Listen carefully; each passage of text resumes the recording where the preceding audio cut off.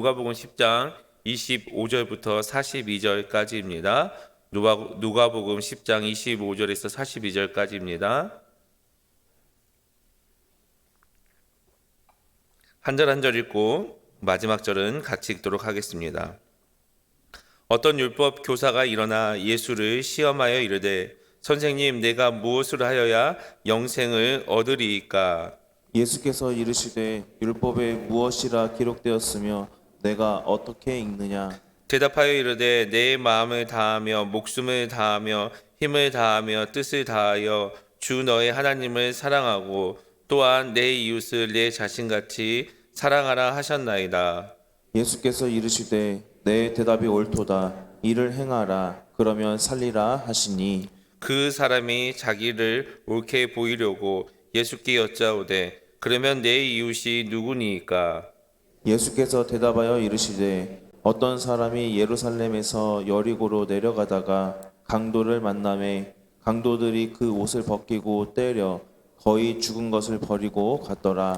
마침 한 제사장이 그 길로 내려가다가 그를 보고 피하여 지나가고 또 이와 같이 한 레위인도 그곳에 이르러 그를 보고 피하여 지나가되 어떤 사마리아 사람은 여행하는 중 거기 이르러 그를 보고 불쌍히 여겨 가까이 가서 기름과 포도주를 그 상처에 붓고 싸매고 자기 짐승에 태워 주막으로 데리고 가서 돌보아 주니라. 이튿날 그가 주막 주인에게 데나리온 둘을 내어 주며 이르되 이 사람을 돌보아 주라. 비용이 더 들면 내가 돌아올 때 갚으리라 하였으니 내 생각에는 이 세 사람 중에 누가 강도 만난 자의 이웃이 되겠느냐. 이르되 자비를 베푼 자니이다. 예수께서 이르시되 가서 너도 이와 같이 하라 하시니라. 그들이 길 갈 때에 예수께서 한 마을에 들어가심에 마르다라 이름하는 한 여자가 자기 집으로 영접하더라. 그에게 마리아라 하는 동생이 있어 주의 발치에 앉아 그의 말씀을 듣더니 마르다는 준비하는 일이 많아 마음이 분주한지라 예수께 나아가 이르되 주여 내 동생이 나 혼자 일하게 두는 것을 생각하지 아니하시나이까. 그를 명하사 나를 도와주라 하소서. 주께서 대답하여 이르시되 마르다야 마르다야 내가 많은 일로 염려하고 근심하나 몇 몇 가지 가지만 하든지 혹은 한 가지만이라도 족하니라. 마리아는 이 좋은 편을 택하였으니 빼앗기지 아니하리라 하시니라. 아멘. 오늘도 새벽을 깨어 기도로 하루를 시작하신 초청의 모든 성도님들에게 하나님의 은혜가 흘러넘치고 사랑이 가득하여서 내실 있게 세워지기를 예수님의 이름으로 소망합니다. 오늘 본문은 우리에게 참 익숙한 본문입니다. 선한 사마리아인에 대한 이야기와 마리아에 대한 이야기입니다. 이 이야기에 대해서 우리가 잘 알고 있지만 오늘 하나님께서 우리에게 어떤 말씀을 주시고 또 어떠한 우리가 은혜를 누려야 되는지 생각하면서 말씀을 살펴보겠습니다.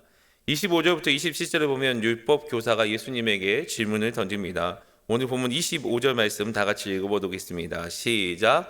어떤 율법 교사가 일어나 예수를 시험하여 이르되 선생님, 내가 무엇을 하여야 영생을 얻으리까? 아멘. 율법 교사가 예수님을 시험합니다. 사람은 자신이 뭔가 좀 가지고 있고 자신이 좀 이 분야에 특별하게 느끼면 사람을 시험하려고 하는 그 생각을 가지고 있습니다. 하지만 그런 테스트를 하는 것은 그 자신이 월등하게 실력이 뛰어나서 이 사람에게 가르침을 줄 때 그러한 테스트를 하는 것이죠. 이 율법 교사가 예수님을 시험한다는 것은 결코 하지 말아야 될 일 중에 하나였습니다. 이 율법 교사가 이렇게 예수님에게 테스트하듯이 질문한 이유는 무엇이냐? 내가 이만큼 알고 있으니까 예수님은 얼마나 알고 있습니까? 라는 이런 생각에서 시작된 질문입니다. 결국에는 율법 교사는 자신이 율법을 잘 지키고 있고 잘 알고 있기 때문에 그러한 것을 인정받기 위해서 예수님에게 또 예수님은 또 어떻게 알고 있는가 하는 그 마음을 가지고 이 질문을 시작하고 이 질문은 좋은 질문이 아니라 율법 교사의 자신의 의를 드러내려고 하는 교만의 질문입니다. 내가 무엇을 해야 영생을 얻습니까? 라고 이렇게 질문합니다. 이 질문의 의미에서 율법 교사는 내가 어떻게 해야 영생을 얻을 수 있습니까? 라고 하면서 이 영생을 하나님께서 주신 은혜, 하나님께서 주신 선물이라고 생각하지 않고 그것이 바로 어떠한 소유물, 얻는 것, 가지는 것으로 생각하고 있다라는 것을 우리는 알 수 있습니다. 여기서 얻다라는 것은 상속을 의미합니다.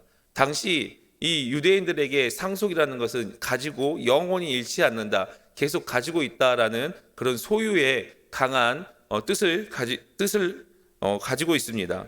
그래서 어떠한 영생을 얻기 위해서 내가 이러한 행동을 했다, 어떠한 행동을 해야 하는지 예수님 앞에 예수님께 물어본다라는 것은 이 율법 교사가 율법주의를 가지고 있고 또 그렇게 자신이 행하고 있다라는 것을 나타내는 표현이기도 합니다.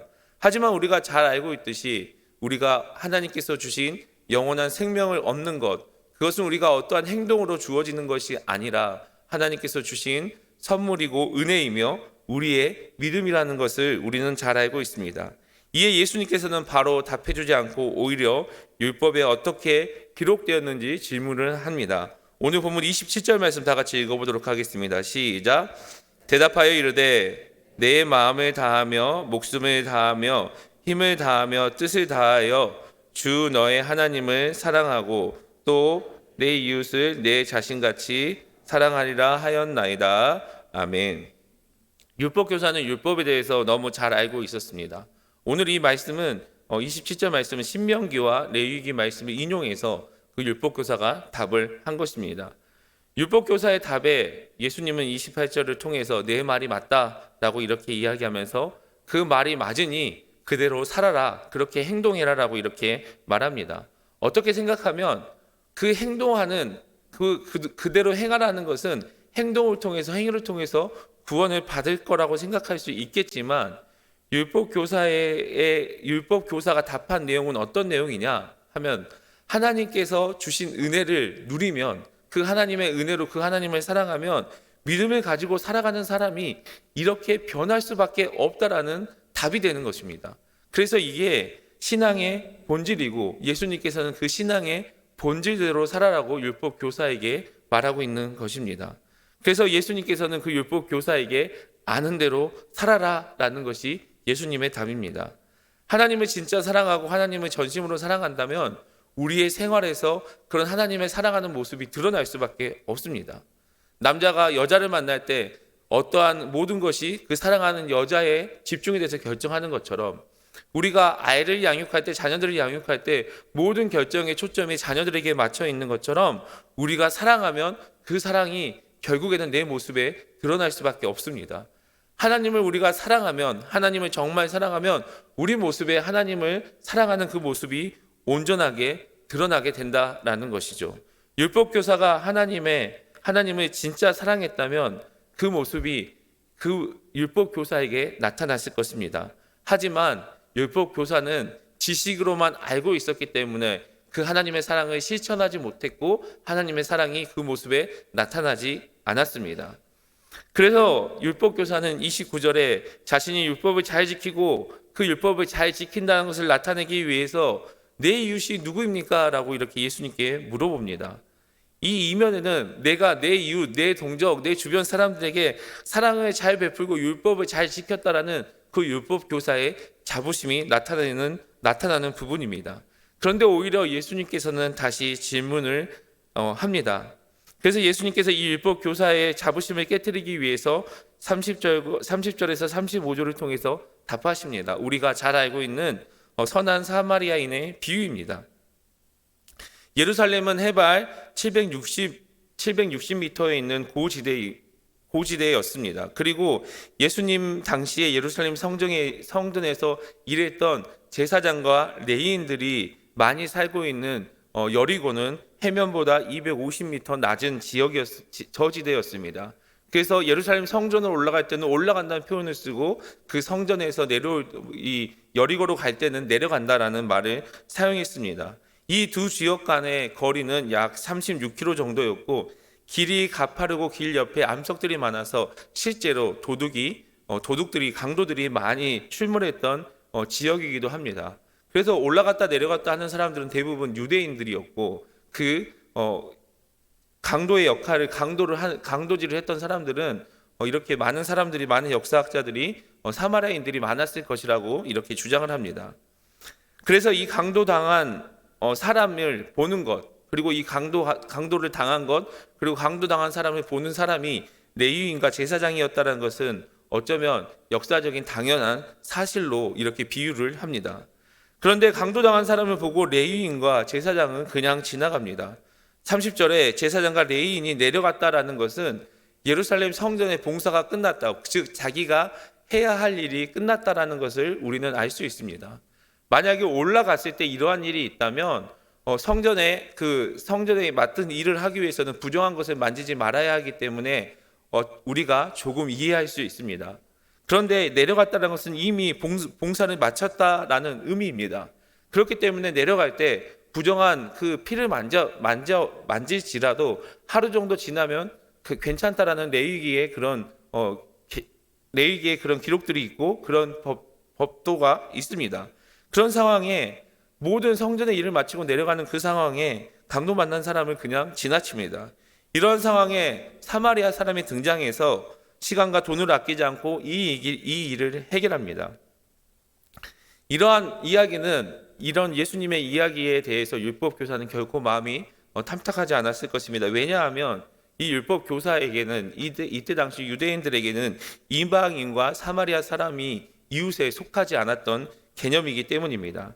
그러면서 예수님께서는 36절에 내가 생각하기에는 누가 강도 만난 자의 이웃이냐라고 이렇게 물어봅니다. 이 질문의 요지는 강도 만난 사람이 법적인 의미에서 세 사람의 이웃이 될 수 있느냐가 아니라 누가 강도 만난 사람에게 이웃이 되어 주었느냐라는 예수님의 질문입니다. 사마리아인이 강도 만난 사람에게 도움을 주었고 사랑을 행했기 때문에 이 예수님께서 말하는 그 이웃의 개념에 속한 사람은 바로 사마리아 사람입니다. 예수님의 질문은 누가 이웃이냐가 아니라 누가 이웃이 되어 주었느냐라는 것이죠. 누가 자신이 가지고 있는 그 사랑과 도움을 주었느냐라는 그 포인트입니다. 이웃을 결정하는 주체는 내가 결정하는 것이 아니라 이웃에게, 주변 사람들에게 사랑과 도움을 필요한 사람들에게 그 도움과 사랑을 주는 것, 그게 바로 이웃이 되어주는 그런 주체라는 것을 오늘 예수님께서는 오늘 본문을 통해서 우리에게 말씀하신 것입니다. 사랑하는 성도 여러분, 우리가 하나님의 백성으로 신앙인으로서 살아간다면, 좋은 신앙을 가지고 있다면 우리 이웃에게 필요한 선행을 베푸시길 바랍니다. 그런데 중요한 것은 이웃을 내가 선택하는 것이 아니라 우리의 필요가 있는 그 사람에게 다가가는 사람이 되어야 한다는 것을 기억하시길 바랍니다. 예수님께서 예수님의 물음에 이렇게 율법 선생이 대답합니다. 오늘 37절 말씀 다 같이 읽어보도록 하겠습니다. 시작. 이르되 자비를 베푼 자니이다. 예수께서 이르시되 가서 너도 이와 같이 하라 하시니라. 아멘. 율법 교사의 대답이 자비를 베푼 자니이다라고 이렇게 이야기합니다. 어떻게 생각하면 왜 사마리아인이라고 대답하지 않았을까요? 그 이유는 당시 이 사마리아 사람들을 유대인들은 무시했을 뿐만 아니라 입에조차 담기도 꺼려했습니다. 예수님께서 비유를 통해 민족적, 인종적인 제한을 두고 있는 유대인들의 개념을 타파하기 위해서 이렇게 사마리아도 원수처럼 생각하는 사마리아인들도 이웃이 될 수 있다라는 이 말을 하고 있음에도 불구하고 율법 교사는 여전히 사마리아인에게 대해 배타적인 태도를 보이고 있다는 것을 적나라하게 나타내는 표현이기도 합니다. 그러면서 예수님께서는 가서 너도 이와 같이 하라라고 이렇게 이야기를 합니다. 예수님을 시험하려 했던 율법 교사의 한계가 분명히 드러나는 동시에 자신이 율법을 잘 지켰다고 이렇게 생각했던 그 율법 교사에게 율법을 잘 지키지 못했다라는 예수님의 대답이고, 가서 그 율법을 잘 지켜라라는 강력한 예수님의 표현이기도 합니다. 예수님께서는 어려움과 공경을 처한 사람이면 그 누구에게나 항상 자비와 사랑을 베풀어야 한다라고 오늘 본문을 통해서 우리에게 말씀하고 있습니다.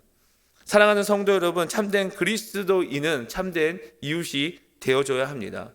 내 필요에 따라, 내 용무에 따라 이웃을 정하는 것이 아니라 내게 이익이 없더라도 내 도움이 필요한 사람에게 가서 도움을 주는 것이 참된 이웃입니다. 왜 우리가 그렇게 해야 될까요? 어쩌면 우리가 강도 만난 사람이었기 때문이죠. 아무 값 없이 우리를 구원해주고 하나님의 자녀로 삼아주신 그 하나님의 은혜를 알고 하나님의 사랑을 우리가 알고 있습니다. 그래서 그 은혜를 흘려보내야 합니다. 내 주변에 있는 이웃을 그냥 스쳐 지나가는 것이 아니라 나 같은 죄인도 사랑하신 그 예수님의 사랑을 우리가 받았으니 그 사랑과 그 은혜를 온전히 흘려보내시는 저와 여러분이 되시기를 예수님의 이름으로 간절히 축복합니다. 그리고 마르다와 마리아 이야기가 나옵니다. 여러분, 예수님을 누가 초청했습니까? 오늘 본문 38절 말씀 다 같이 읽어보도록 하겠습니다. 시작. 그들이 길 갈 때에 예수께서 한 마을에 들어가심에 마르다라 이름하는 한 여자가 자기 집으로 영접하더라. 아멘. 마르다가 예수님을 초청했습니다. 그리고 40절 말씀 다 같이 읽어볼까요? 시작. 마르다는 준비하는 일이 많아 마음이 분주한지라 예수께 나와 이르되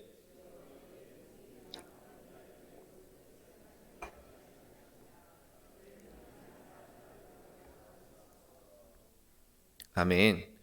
40절에 분주하다라고 이렇게 이야기를 합니다. 이 분주하다라는 단어는 주변에서 둘레에서 잡아당기다라는 뜻으로 직역하면 사방에서 끌어당기다라는 뜻을 가지고 있습니다.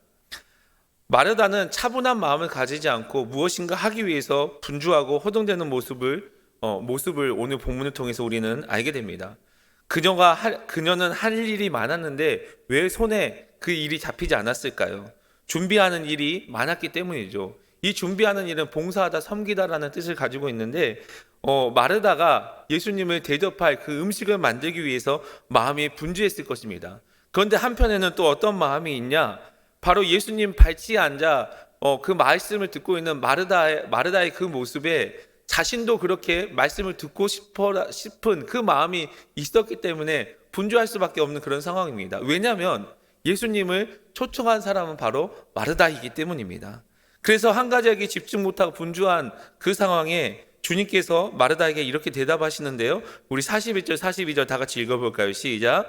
주께서 대답하여 이르되 마르다야 마르다야 내가 많은 일로 염려하고 근심하나 몇 가지만 하든지 혹은 한 가지만이라도 족하니라 편을 택했으니 빼앗기지 아니하리라 하시니라. 아멘. 예수님께서는 마르다가 많은 일을 하고 있기 때문에 문제라고 이렇게 이야기를 합니다. 아마 좋은 음식을 대접하려고 하고 예수님 자리를 어디에 앉힐까, 제자들의 자리를 어떻게 할까, 좌석 배치는 어떻게 할까라는 이런 상황에 왜 마리아는 나를 돕지 않을까라는 이런 생각에 마음이 많이 분주했을 것입니다. 그런데 예수님께서는 한 가지만 하도 족하다라고 이렇게 이야기하면서 마리아가 선택한 그 선한 것, 좋은 것을 절대 뺏기지 않을 것이다라고 이렇게 말합니다. 여러분, 오늘 본문은 신앙과 삶의 균형을 이야기합니다.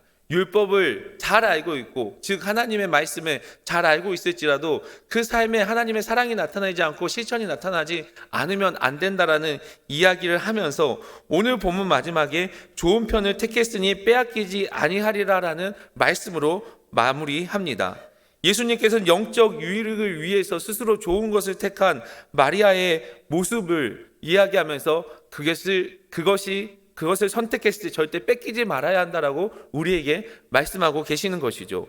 우리에게 영적 유익을 위해서 선택을 했다면, 우리가 영적 유익을 가지기 위해서 어떠한 것을 행동을 했다면 그 선택이 절대 빼앗기지 않도록 하나님께서 예수님께서 그 방해를 허락하지 않겠다라고 오늘 본문에서 말씀하십니다.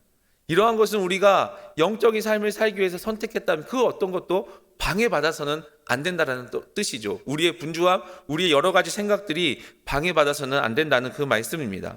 누가는 오늘 말씀을 마무리하면서 절대 빼앗기지 않을 좋은 편, 바로 하나님을 향한 그 사랑, 우리가 하나님의 말씀을 알았다면 그 말씀을 실천할 수 있는 그 하나님의 그 사랑을 실천할 수 있는 그런 사모함, 이런 것을 구체적으로 이야기하면서 우리의 삶에 균형을 이야기하고 있습니다. 말씀을 알고 있다면 그 말씀을 행하는 것, 그리고 그 말씀을 알았다면 그 말씀을 절대 뺏기지 않아야 될 그리스도인의 모습을 누가는 오늘 본문의 마지막을 표현을 통해서 우리에게 말하고 있는 것이죠.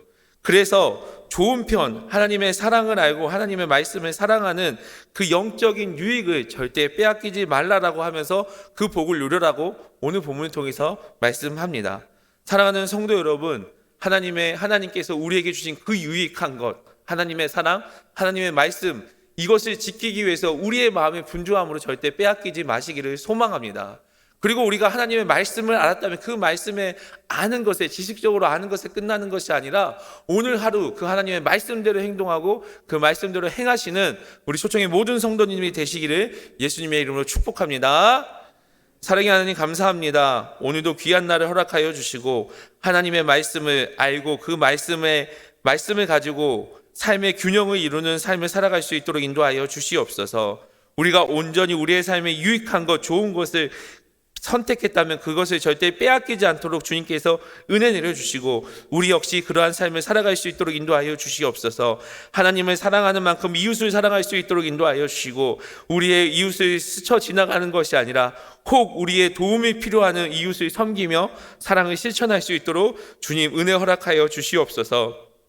특별히 오늘 시작되는 양육을 위해서 기도합니다. 하나님, 우리 양육이 오늘부터 시작되는데 우리가 내실 있는 그 씨 뿌림을 우리에게 허락하여 주시어서 내실 있게 온전히 세워갈 수 있는 저희 모두가 될 수 있도록 주님께서 인도하여 주시옵소서. 감사드리며 예수 그리스도의 이름으로 기도드립니다. 아멘. 이 시간 다 같이 기도하도록 하겠습니다. 말씀을 기억하면서 하나님을 더욱 사랑하고 말씀과 삶의 균형을 이루도록 기도하시길 바랍니다. 오늘부터 시작되는 양육을 통하여서 우리가 내실 있는 성도가 될 수 있도록 기도해 주시고 새학기 씨 뿌리는 달에 우리가 복음의 씨앗을 뿌리고 우리 역시 내실 있게 성장할 수 있도록 기도하며 나아가시길 바랍니다. 나라와 민족을 위해서 기도하여 주시고 이 시간에도 세계에서 선교하고 계시는 선교사님들을 위해서 특별히 교회를 위해서 기도할 때 교회를 이끌어가신 담임 목사님 영원간에 강건함 허락해 달라고, 그리고 우리 역시 교회의 사명을 이루기 위해서 하나님께서 은혜 허락하여 주셔서 그 사명을 넉넉하게 이룰 수 있는 은혜 허락해 달라고, 그리고 각자의 기도 제목을 가지고 이 시간 주여 한번 부르짖고 주님 앞에 간절히 기도하며 나아갑니다. 주여